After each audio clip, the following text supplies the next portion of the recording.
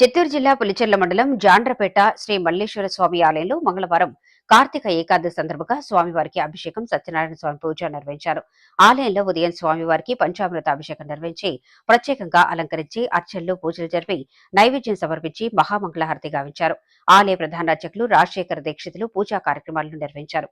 అధిక సంఖ్యలో భక్తాదులు శ్రీ సత్యనారాయణ స్వామి వ్రతంలో పాల్గొని తీర్థప్రసాదాలు స్వీకరించారు. ఉభయదారులుగా వసంత కుమార్, అయ్యంగార్ దేవి, నారాయణ, చరణ్ కుటుంబ సభ్యులు వ్యవహరించారు. పెద్ద ఎత్తున భక్తులు స్వామివారిని దర్శించుకున్నారు.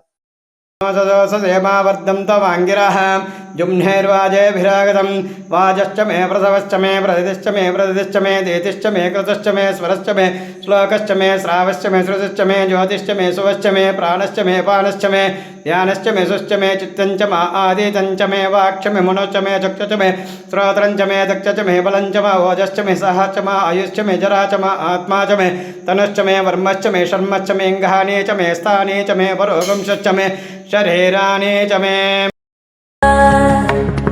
कृपासागराय शुकाव्य प्रदाय प्रणम्राखिलाभीष्टसन्दायकाय यतीन्द्रैरुपास्याङ्घ्रिपाथोरुहाय प्रबोधप्रदात्रे नमः शङ्कराय चिदानन्दरूपाय